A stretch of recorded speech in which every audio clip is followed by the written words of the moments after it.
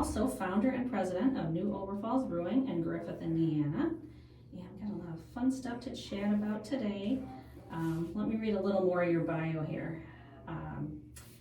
So New Oberpfalz began brewing in 2014, selling its first kegs of beer to beer geeks in Highland, Indiana, and opening its tap room to the public on January 21st, 2015. New Oberpfalz is known for their quality and consistency, brewing some of the most technically challenging beers known to man in an analog manner in small batches. New Oberpfalz utilizes Indiana Beverage of Valparaiso, Indiana, and 5-Star Distributing of Columbia City, Indiana, to distribute its products through the northern quarter of Indiana. Also operating a full-service tap room with a succinct but high-quality food menu, New Oberpfalz welcomes visitors inside of it 7 days a week from noon until 10 p.m. A pillar of the community, New Oberpfalz has contributed hundreds of thousands of dollars, or maybe even millions, in tax revenue, and has been the key to the ever-evolving revitalization of downtown Griffith, Indiana. Dan's first post-collegiate employment was with Coca-Cola Bottling Company through 2000. He then went to work for the J.M. Smucker Company until 2007, and on to executive roles within smaller food and beverage companies before being able to start his own company in 2014. He's a 3-time Chicago Marathon finisher, wow, and a former resident of the city of Chicago. Now a lucky proud Hoosier and father of 2 kids, a godfather and uncle to many more, a director of the Munster High School Booster Club, and the founder and president of New Oberpfalz Brewing in Griffith, Indiana. Does that cover a little bit, huh? That's it. Covers the It's beginnings. one paragraph. Alrighty. Yeah. So, alright, so let's start in 2014 and just kind of give us the rundown and background of how you got there and where you've gone since. Yeah, so I wanted to start, I decided probably around 2010 that I wanted to start my own company. I was a home brewer for a long time, and I loved to brew, and I fell for that old do what you love. Start a business doing what you love. You'll never work another day in your life. That's a load of malarkey. You will work every day of your life if you do that. Yeah. But that's what I did, and our kids were little. We bought, my wife at the time and I bought the property at 121 East Main Street. 2013 is when we bought that. Started renovations on it in that horrific 2013-2014 winter, where we got like feet and feet of snow in Griffith. Renovated, gutted, and began renovating the building then. Took about 6 months to get everything all kind of situated. We finished construction in November of 2014. Started brewing in December 2014, and then we opened in January 2015. We've been there for 11 years through the pandemic, through, when we first opened, we didn't really have outdoor seating. And we opened in the winter, but come springtime, like I didn't have tables, I didn't have a patio set up. We got all that together kind of after the fact. We had very little food when we opened, so our entire... It was pretty common back then. It was. Just have pretzels or snackies or very minimal, but it's really turned into chefs and at the breweries and a lot of creative dishes, and I know you guys have some really good stuff. The schnitzel that I love sometimes, yeah. No, our food is great, and when we started, you could kind of get away with doing less. Although then we evolved and got better so quickly because I realized early on, like you need to have at least very good, if not great food in some way, some amount of it all the time to keep people coming back and to keep things interesting. And over the years we've tacked on this food menu we keep it to 20 items, one single page of sheet. But we've got salads, we've got appetizers, we've got soup, we've got a couple entree sandwiches, and burgers are really our main feature. Okay. Do you switch it up seasonally or? A couple of the burgers hang around the whole time, but then Okay. one or two of the burgers kind of rotate in and out, so we'll do different toppings and different, seasonally relevant things. We do hot dogs on occasion, so we'll like kind of juice it up. Right now there's chili cheese dogs on the menu because it was a thing that we've done traditionally around Thanksgiving and Christmas, because it's like, we want to be the anti-venom for Thanksgiving dinner, so what's less Thanksgiving than chili cheese dogs? What are some of your most popular menu items? Oh, the schnitzel, breaded pork tenderloin sandwich is up there.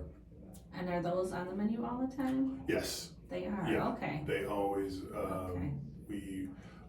Awesome. we would come and go on that for a while, and it disappointed a lot of people. They're hard to make. Yeah. So it's always been a man-hour prep kind of problem to keep us in pork schnitzel, because it takes forever to break down a loin and pound it flat and brine it and then bread it and fry it. So like we've got 2 days of work into a sandwich before it's even made. And it's hard to find that balance between your day-to-day sales and then when the sandwich gets featured on different apps, people will come out in droves for it because they see it on a certain website. Follow on Instagram or Facebook or and then we're suddenly busy. So pursuing pork tenderloin sandwiches seems to be a big driver. But there was a Valparaiso restaurant review site one time. I just saw last week somebody post asking about pork tenderloin. Right. And somebody had mentioned your place. But months ago it was on there, and we were like, where did this come from? All of a sudden there's like 50 people in there wanting a pork there was a tenderloin recent sandwich. one too, yeah. And it's interesting because in doing that Unique Eats and Eateries of Indiana book, I learned how huge pork tenderloin is around the state. Yeah. It's really not a thing in Northwest Indiana. It kind of is, but it's different. There is some of it, but like it is like lake perches. If you get a little like central part of the state, it's everywhere. Yeah, it's hard to find one in Northwest Indiana. Right. Yeah. Yeah, it can be, but then it's hard to find lake perch on a menu in central Indiana. Yeah. And like up here, it's everywhere. Yeah. We eat more perch than the city of Chicago, like Lake and Porter County, right, with 1/10 of the people eats more perch. In pork tenderloins that way. Fort Wayne area, same thing. Yeah. It's really popular out that way. Even around like Elkhart, Mishawaka, South Bend. Yeah. But yeah, it's definitely got a following. And people love it. And for the most part, the people who enjoy it are like really fun. And they're up to travel and go try different stuff. And there's they've people got their, that will travel everywhere too. To mark them off their list and try a new Right. one. And it's neat because that's something where everybody seems to have their little secret or their, secret ingredient or a different preparation method, or they're not the same everywhere. So Right. you could go to One Eye Jack's and it's like a panko kind of theirs is a deep wet fried. dip. Yeah. Theirs is bad. I'm sorry, not panko. Yeah, not panko. It's It's like batter. a tempura batter. Yeah, almost. Yeah. But it's unique. It's great. Yeah. Theirs is really good. Yeah, I like theirs. Yeah, so that's much different than I don't know. Some do like cracker crumbs. Yeah, we do a dry breading. Yeah. And we pound ours really thin, like a German schnitzel style. Yeah. So there's like variations within the sandwich. Right. And there's people who are expecting like a One Eye Jack's kind of a thicker wet dip. And then they come and have ours and they're like disappointed. Oh, or it's, no, I don't like it that way. Oh. Right, yeah. I think that's what's fun about it. That's how we do trying it. them all and seeing, what the... And there's positives and negatives about each, but... Yeah, there was one I really liked and they, marinated it in buttermilk for 24 hours before they do it, and yeah, Ours is a buttermilk dip too. okay. It makes a difference, and that's Mhm. like, as the people making this product that Yeah. we didn't walk in. There's no, Nana's recipe of a breaded Yeah. pork tenderloin sandwich Uh-huh. that came from us, so it was a lot of trial and error, and through Yeah. 3 different people running and leading our kitchen, we finally, about a year ago, settled in on Yeah. what we are now, which I think is a really good, the finer points are really refined. It's a really good sandwich. So. Yeah, and the difference between the schnitzel and the pork tenderloin is deep fried and schnitzel is pan fried? Is No. that the difference? No? What's the No, I difference? think the main difference is the dry breading is on a schnitzel. So Okay. schnitzels aren't wet dipped, they're Okay. dry breaded, Okay, and they're pounded thinner okay. than a lot of breaded pork tenderloin Mhm. sandwiches are. Yeah, and schnitzel, of course, is traditionally veal. Right? It could And be veal, over- chicken, Yeah, pork. there's so many Yeah, you can do it variations with, you can get, even with the with, schnitzel. you think about breaded steak, and there's, Mhm. in German cuisine, there's breaded beef Mhm. that's fried like a schnitzel too, and incorporated in different things. It's like a preparation method for any protein, Okay. I think. You can schnitzelize anything. Okay. If it wants to roam the Schnitzelize earth, it. you can schnitzelize it. A new word, schnitzelize it. Yeah. That sounds like that needs to be on a t-shirt. Well, funny you should ask. Yeah. I mean, I've got a funny. I brought this for you guys. Yeah. So it's, Ask me about, I love it. It's got a t-shirt here. Ask me about my schnitzel. yeah. And a picture of the schnitzel on there. That's awesome. That's been like our promotional shirt for our servers and Oh, nice. for customers of ours who pour our beer and who also do pork tenderloin sandwiches. Yeah. That's their promotional gear to give away on there, keep the pint nights and that kind of thing. Yeah. Are you on the pork tenderloin trail? Oh yeah. The we Indiana are. Foodways Alliance? Yes. Yeah. Yep. Cool. Yeah. I believe so. I don't know. There's so many of them. Okay. I know that we're on the Pursuing Pork Tenderloin Okay. Facebook group that has a map link, Oh, okay. and it's insane. Yeah. Like you go into this Oh, I map, know. and it's the whole country, Yeah. and probably internationally too. I don't know. I've Yeah, never there's so scrolled many to Facebook Europe. groups I follow and stuff. There's one that, through Visit Indiana, they have the Indiana Foodways Alliance has an Indiana, Right on. trail, yeah. I wasn't sure if you were on that one, but, yeah, well, okay, so we were just talking about German food and so German roots, right? Yes. Yeah, so tell us about your heritage and if you've been to Germany and. I've been to Germany a couple of times. My dad's side of our family is German, and the first Lehnerer from Germany came over in 1852, Okay. settled in Wisconsin, and came into the country via Racine, Wisconsin, which is Yeah. Big German area. yeah, people got here all kinds of ways. Stayed with Yeah. family in New Berlin, and then went west and ended up in LaCrosse, and then came down the river into Illinois, and that's kind of where my dad's dad was raised in Rock Island, Okay, and then his dad was an engineer, like a mechanical engineer, draftsman for the railroad, and he helped Illinois Central for a long time with coal cars and rail cars and suspension systems on locomotives. That was like his focus. And that was Quad Cities area then? Yeah, Okay. yeah. He went to the University of Illinois and got an engineering degree. That's where he met my grandma, who was also German. That area, the Quad Cities, a big German influence there. I know. Yeah. I've been to a few German restaurants there and Mhm. across in Iowa, they have a big German cultural center there, Yeah. so, yeah. And Sorry, continue. No, my grandmother's from Pittsfield, Illinois, which is Pike County. So anybody who hunts deer knows Pike County, Illinois. Okay. But it's a really special part of the world for a lot of reasons. But yeah, all of our traditions have been German on my dad's side of the family. My mom is French and Irish, so there was a lot of that too. But I always kind of identified as a German because my last name's German, and I don't know.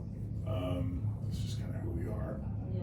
But in going to Germany, I fell in love with beer, and that's a Okay. big reason why I started the brewery. And it's kind of a German influence, right? German Yeah. inspired beers, and it's kind of beer hall style seating, or It used to be more than that Yeah. before the pandemic. We Mhm. had communal beer garden tables okay. were our only conveyance of seating. Like you had Okay. to sit with other people, Yeah. and I didn't realize how much people hated that until we got rid of the communal tables and put in 2 tops and 4 Okay. tops, and so people could sit with their date and not have some person next to them trying to talk to them. Yeah. America's not ready I for love that. but Yeah, it's no. not for everybody. Right, and we love it because when we're on vacation, like we're in the mood, Mhm. we're in Germany, it's like Yeah, the you outdoor wanna meet beer the garden locals culture. and, Right, uh-huh. but like on a Tuesday night when you're just trying to like. Yeah. Yeah, that was always fun at Hofbrauhaus in Mhm. Rosemont. Yeah, Just since closed, but I loved the. right. Yeah. It probably had a lot to do with the tables. I think it was COVID, but Yeah. maybe a little bit the tables. See, I'm with you though, I love the tables. Yeah, but you can't change reality. You can't Yeah. change people, and Americans don't want a bunch of strangers, Mhm. breathing on them when they're eating. And it was so funny. Like as soon as we put those new tables in, business like doubled. Really? Yeah, Oh, and granted, we were funny. coming out of the pandemic, so it wasn't like we were Yeah. operating at full tilt anyway. Right. But like for us, getting rid of the communal tables Okay. was like, we went over a hump at that point, and Okay. like the business started to recover, and Yeah. I could hire more people, and we could Yeah. be open more, and it was very strange. But So yeah, you they're all can't- gone, huh? Yeah, well, we've still got a few of them that float around. We break them out. There's a conference room table upstairs in our new cellar building. That's an old beer garden, and then we've got a couple in our cellar. So you said new building. Yeah. Okay, tell me about that. I haven't been there in a minute, so. We I had think that's been plans. Since my last visit. Yeah. So we've been brewing out of this thing for 2 or 3 years now. Okay. But before the pandemic hit in 2019, well, the pandemic was really 2020, but in 2019 we had been working since 2017, 2018 on an expansion plan because 2017 we kind of ran out of beer. We realized like we were so small, there was no way that we could reasonably bottle and distribute beer without really making a lot of people mad and running out of stuff all the time. Mm. So, well, that's a great problem to have. It's like, no, it's not. That's the worst problem to have if you have empty space on a grocery store shelf. Like you're Yeah. doomed. You're just gonna get taken over. So we had to make more beer and drew up this expansion, which was a lot different than what we ended up going with. And we were all set and like getting financing in order, and then the world shut down for 2 years. And we picked it back up in 21. Started brewing into it in 23. So for about going on 3 years now, we've been brewing into that cellar building. And it's 4,000 square feet of cellar conditioning, so fermentation, conditioning, packaging, and refrigerated finished goods storage space. So it's about 2,000 in production and about 1,000 in cold space. And then some office room, and there's like a to-go nook there. So when we do have seasonal beer releases, we'll open up our cellar and people can come in and buy cases. But we You don't. might have done that before. Yeah. Maybe once. Yeah. Bought by the case. And we do some tours on occasion. Oh, yeah, those are always fun. They are, and I wish that there was more interest around the process of making beer, where people would want to go on tours more. Because we enjoy doing them, it's fun for us. And it's fun for us when there's like 10 or 12 people doing it. When Yeah. it's like 2 people, it's like, oh, this is depressing. Yeah, I love that's one thing when we travel, we always try to work in at least one craft brewery on the Yeah. trip, and if they have a tour available, I was trying to do a tour. Yeah. And, yeah. But it's hard to find a So much tour. fun. And I do it too. It is, when, yeah. you know, There's really none right in this area. Yeah. I wasn't even aware you guys were doing it. Yeah. we just do it once in a while. Because Yeah. if we did it every week, Yeah. you know, it would be, they just weren't well attended enough. Mhm. I don't know. But, yeah, the new building's great and it's all production. Now, are you the brewer? I still make a lot of the beer. Yeah, I don't make all of it. But between 50 and 75% of it, I'm still there physically brewing it. So you're serving the role of like the head brewer? Or No, somebody else? our lead brewer is the Okay. lead brewer and I'm kind of the assistant Okay. on days where we are brewing, but Mhm. I purchase all the ingredients, I pay all the bills. Yeah. I do make a lot of the beer. I'm there to package every beer. I still jump behind the bar and pour beers, but Yeah. I think I'm the worst server, bartender, and busboy that we have on staff. I take it back. I'm a great That's a lot of hats to busboy. wear at one time. Yeah, I'm a great busboy. I'm a terrible bartender server. So did you starting out, were you the original brewer, or did you always Yeah. have somebody kind of? No, we always had a brewer who is ultimately responsible for production and quality and all the things that are really important. Because as the person running the business, you don't have time to do that. Right, yeah. Like there's so much to it, and you know, dealing with all the nonsense of running a business, Yeah. along with making a great product, is next to impossible. So where did it start? Like a lot of craft breweries start with people who are hobby brewers at Yeah. home and kind of got into it that way, where the beer making was the inspiration for the physical space, tap room. But so where did the idea come from to do tap room and?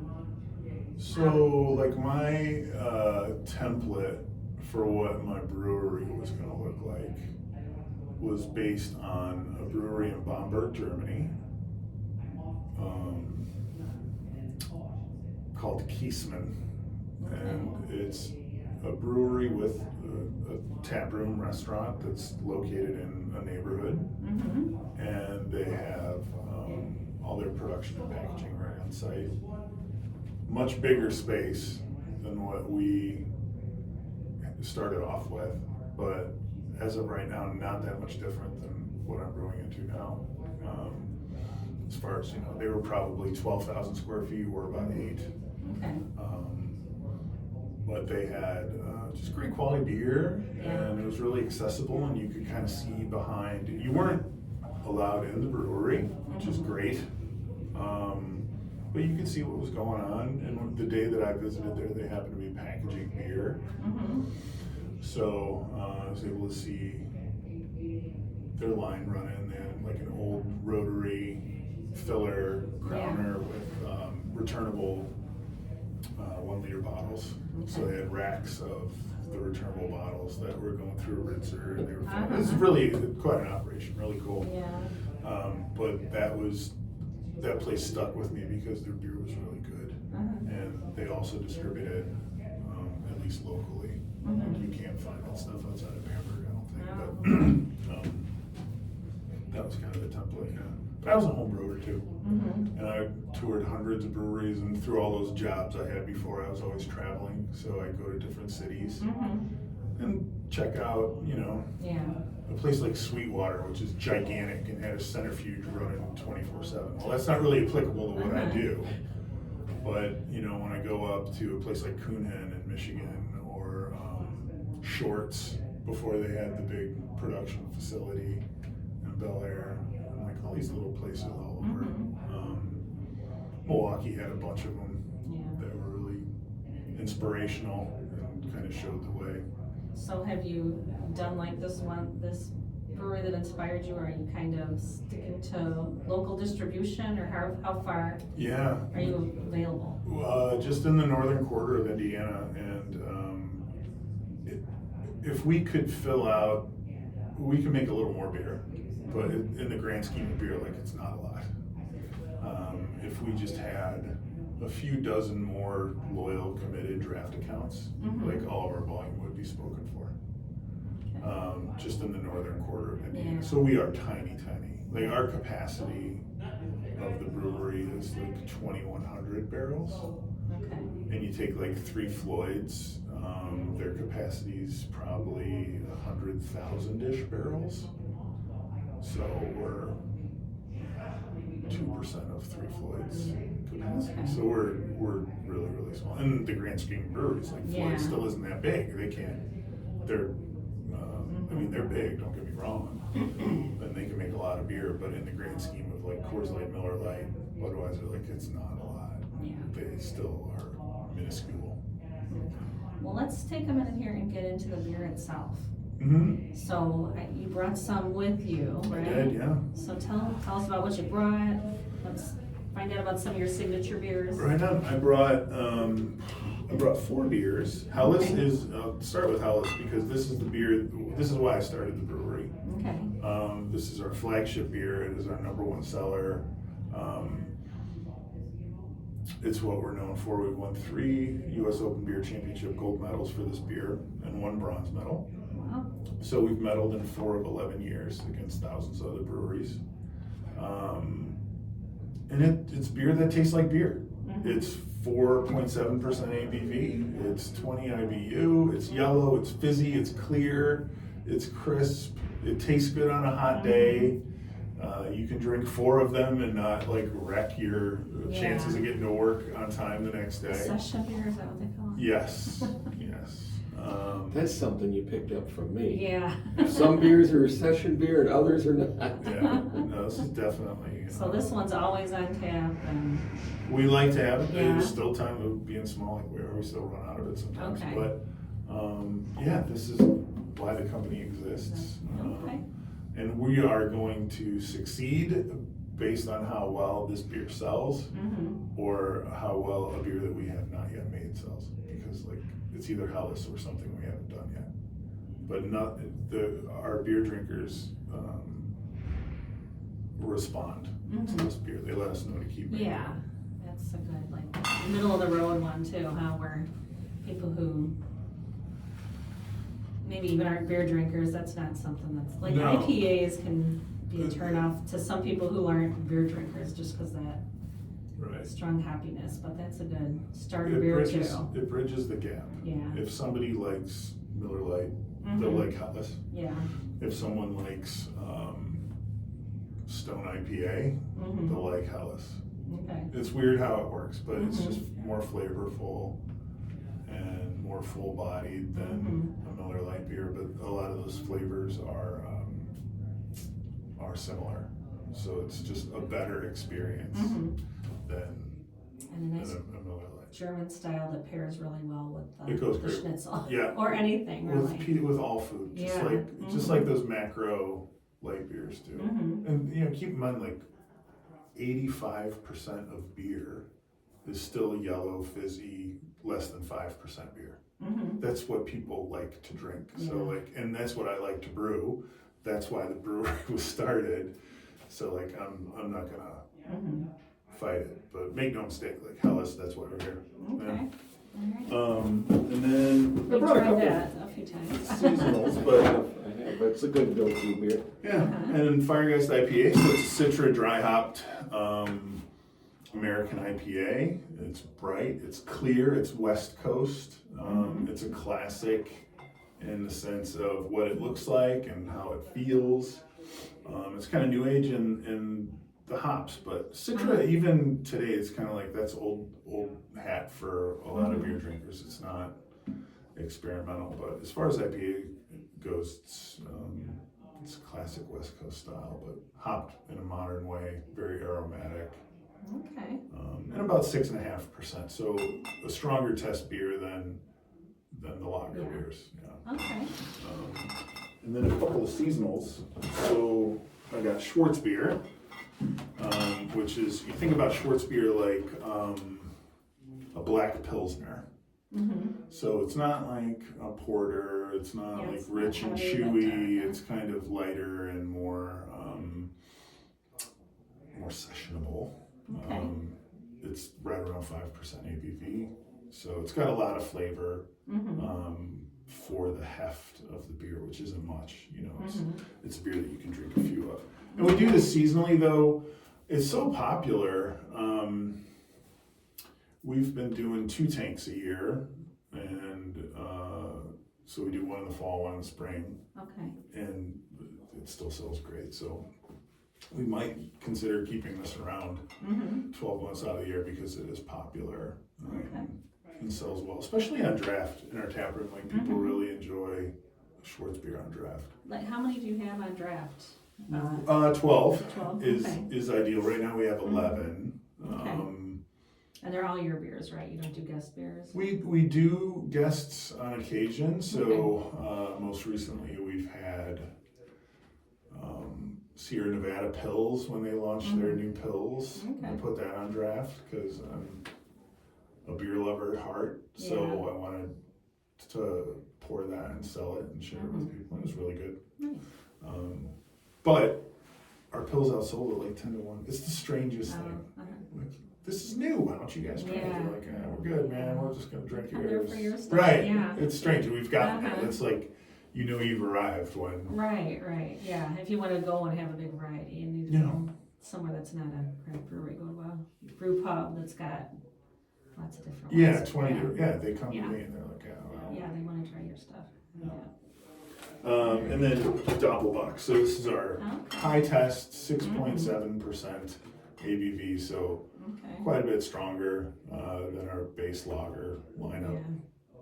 Malty, rich, complex, a winter warmer, you know. Bit of an alcohol burn from it, but this is like a 1 or 2 beer a night kind of a beer. This isn't a session. This is you know.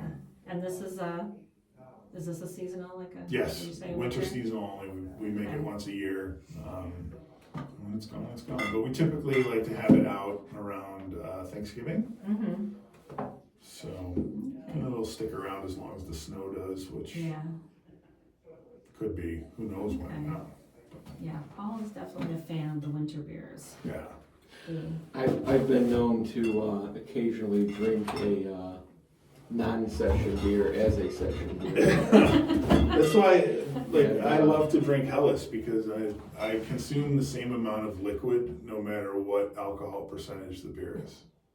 So like, I'm gonna drink 4 beers whether it's 5% ABV or 9% ABV. So that's kind of how I am, and I've realized depending on the group I'm with, not everyone drinks the same amount. No. And your favorite from Oberpfalz is the Imperial Stout. Yeah. The chewier, the more flavor. Is that you like Imperial Stouts like across the board? Like, would you say that you lean more toward that kind of beer?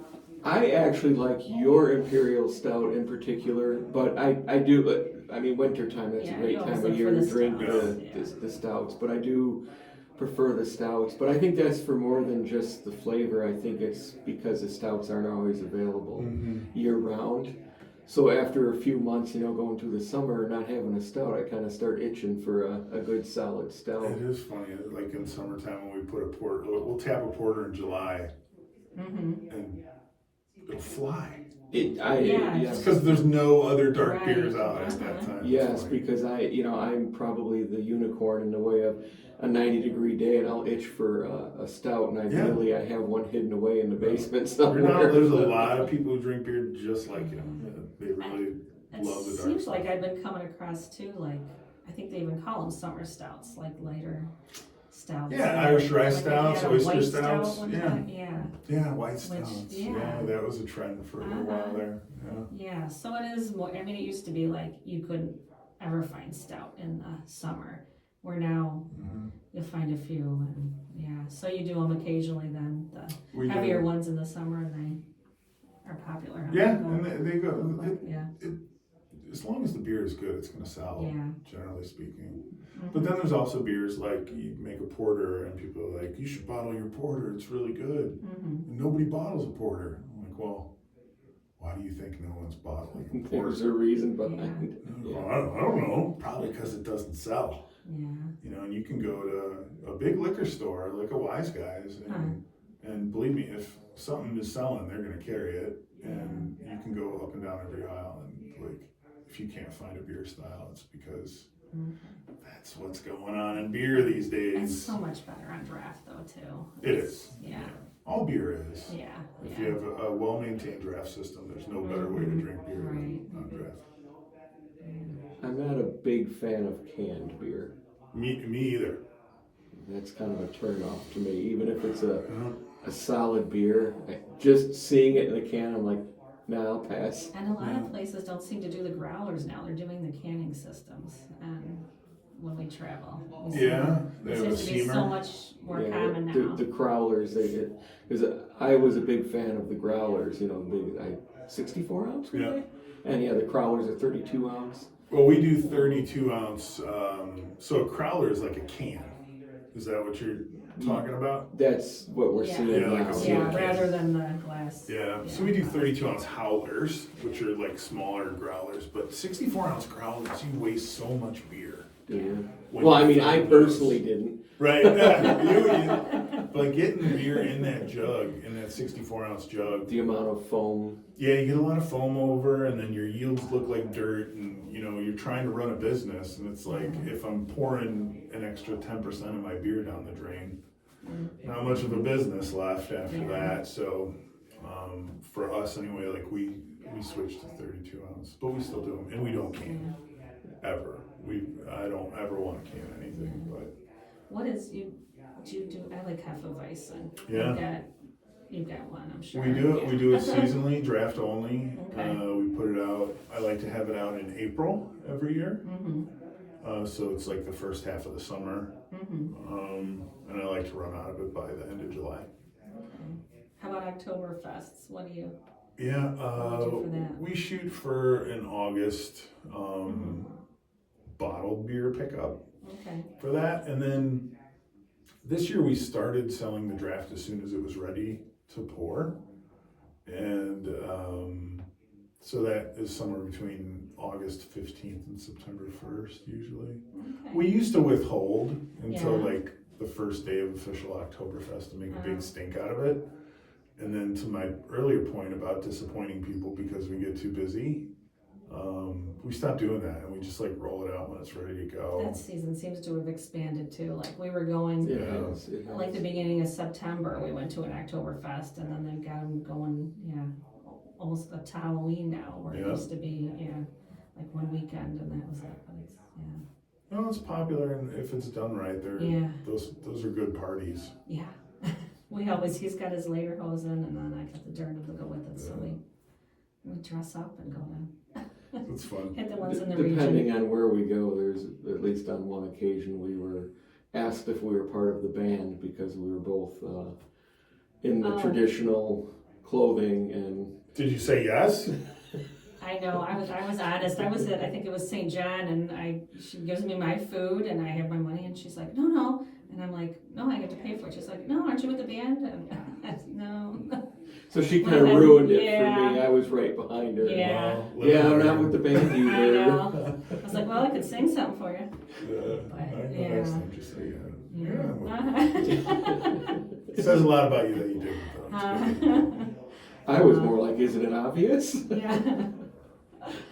We're actually our time's running short here, so is there something, we could talk beer all day, we'll have to have you come back another time. We could. But any points we didn't hit today that you No. want to cover? No, I think, for people who love great beer, seek us out. If you live in the northern quarter of the state, don't be shy about asking for us on draft to your bartenders or servers at your favorite local bar or restaurant. We're not everywhere, so we're not in a lot of the big box grocery retail stores. We're in a lot of the smaller independent chains and independent liquor. And It's always best to go to your place though. Have it there where it's made. it is, it's nice to welcome Yeah. people in. Mhm. But for people who love great beer, getting to Griffith, Indiana isn't always easy. Yeah. Like if you live in Napanee, Yeah. or It's worth Auburn. the drive though. Yeah, It's a it cool is. experience. It's worth a and stop. your food's really good and yeah. And downtown Griffith is kind of a cool place too. It has gotten a lot cooler over the years, that's Yeah. for sure. Yeah, and yeah, there used to be. Are you the only brewery left in Griffith right now? No, Wild Rose is still Are they still operating around? east of us. Poco is Street. pretty good. That's been gone a little bit, but Yeah, they've been, they closed 5 years ago now, I think. okay, yeah. Not that I want to send people somewhere else, but it's always fun when you can make it a beer destination and hit more than one brewery. So it's good for people to know that they can. Yeah, you can go to two. Yeah. That was a big selling Make it point. a little beer trail Yeah. in Northwest Indiana. No, and a with few. ever fewer breweries. Yeah, that's one thing we didn't really touch upon. There's been a lot closing in Oh yeah. recent years. It's kind of was such a trend for a while, and it seems like it's kind of been a few. It's going the other way. Yeah, Yeah. and so it's you just support these craft breweries to keep It- them around. It's such a hard business. Yeah, And when I think a reason a lot of these places fail is because it is such a hard business to run. It's a really hard thing to do, and it's next to impossible to do it right. yeah. So, as more places plan to open and don't, or realize that they don't have the physical space and all the X factors that you need to have a successful on-premise presence and a commercial brewery on the same land. Like, it's really, really tough. Well, we're glad you're sticking around and Yeah. doing well. And if you have not been to New Oberpfalz, head out to Griffith, give them a try, get some schnitzel or tenderloin or one of their other burgers or other good menu items. And you can find New Oberpfalz in some area retailers as well. You want to name a couple? Sure. Litco, Strachan Van Til, Whole Foods. We come and go on draft at a lot of area bars and restaurants, but Tomato Bar has usually been awesome. a great supporter of us, and really wherever fine beer is sold, New Oberpfalz, you'll catch us coming and going. And your social media, you're on Facebook, Instagram. Yeah, you can see updates on the menus there. Yeah, and we tend to update through social media, and then we have live updates for hours and menus and to-go items on our website. So. Okay, great. Well, thank you so much for being here today. Yeah, my pleasure. Appreciate you being a guest with Dan Lehnerer from New Oberpfalz Brewing in Griffith, and the show will rebroadcast on Saturday at 2 p.m. Also, be sure to follow Chicago Foodie Sisters on Facebook and YouTube to see videos of the interview. And you'll be able to find this also soon on Apple Podcasts and Spotify. So everybody have a delicious day, and we'll see you next time.